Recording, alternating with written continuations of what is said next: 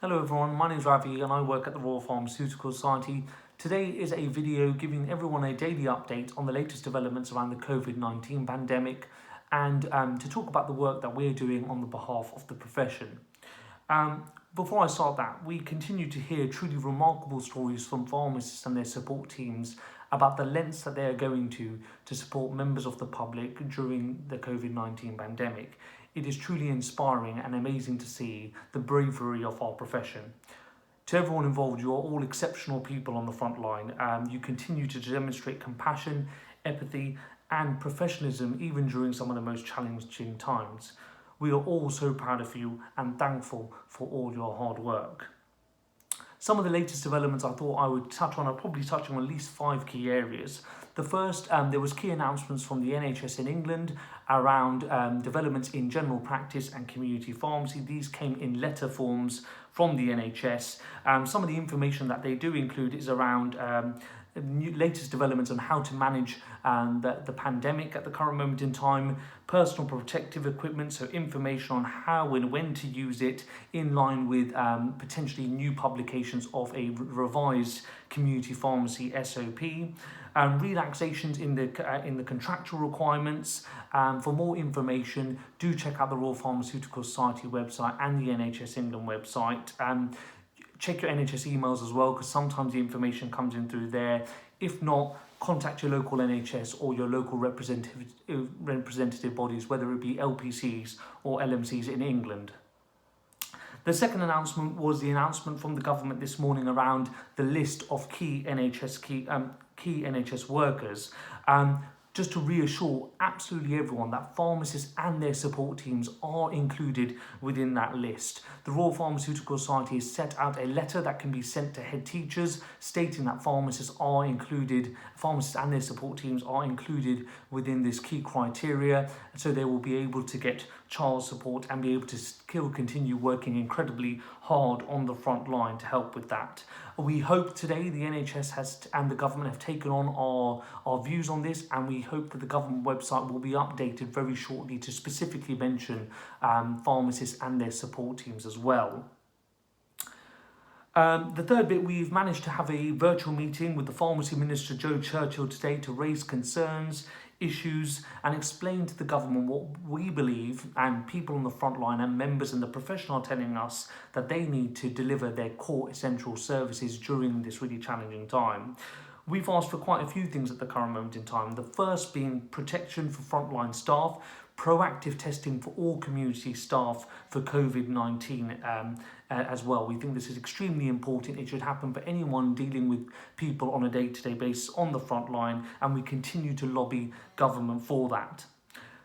2 is uplifting the morale of pharmacy, particularly in the essence of government communications, NHS communication, to recognise the great work that pharmacy teams are doing on a day-to-day basis. We would like to see that be made more apparent, communications, posters, videos coming out into the system. We've also asked, working collaboratively with the PSNC and other pharmacy organisations, around a cash injection to pharmacies to support their resilience and sustainability on this time. We want to help prevent closures, improve cash flow. This is incredibly important.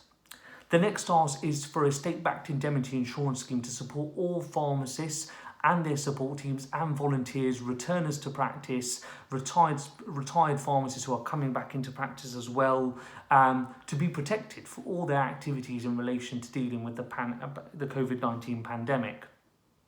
And lastly, help around managing the workload around medicine shortages. We know that it's an increasing issue and demands on the supply chain will definitely be increasing over the next few days, over the next few weeks, and definitely for the next months. We would like pharmacists on the front line to have greater autonomy to make sensible changes, appropriate changes to help manage medicine shortages and supply chain issues on a day-to-day basis. All our policy asks can be found on the RPS COVID-19 hub page. For more information, check it out. The detail is and continual updates are based there. Further information has been from the GPHC today, so there has been suspension of GPHC revalidation.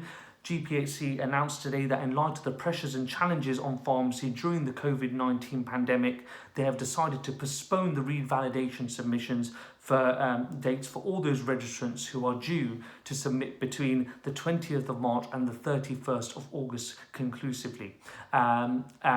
More information can be found on the GPHC website.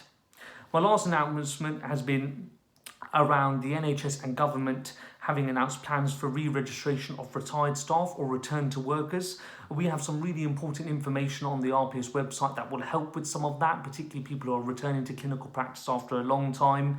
There is a Twitter chat happening tonight with Gail Fleming, our Director of Education and Professional Development, and Robbie Turner, our Director for Pharmacy, between 7 p.m. and 8 p.m. if anyone wants to get involved. The hashtag is RPS COVID-19. Some of the new updates that have happened on the RPS website at the moment, which I thought would be useful to update everyone on, is information on dealing with substance misuse services, information with dealing with new delivery services, return to practice for non-patient facing staff or retired pharmacists, packing down paracetamol guidance and labelling of paracetamol. And if you have any other further questions or any other things you would like us to work on, whether educational material or guidance, please reach out to our RPS support service.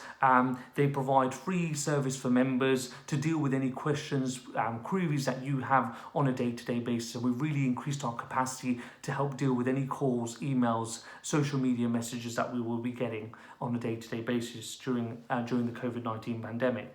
Once again, thank you for everything that you are doing. We are here to help you, and so please let us know if there's anything more that we can do to support you and your teams on a day-to-day basis. Thank you, stay safe, be resilient. You are absolutely phenomenal individuals.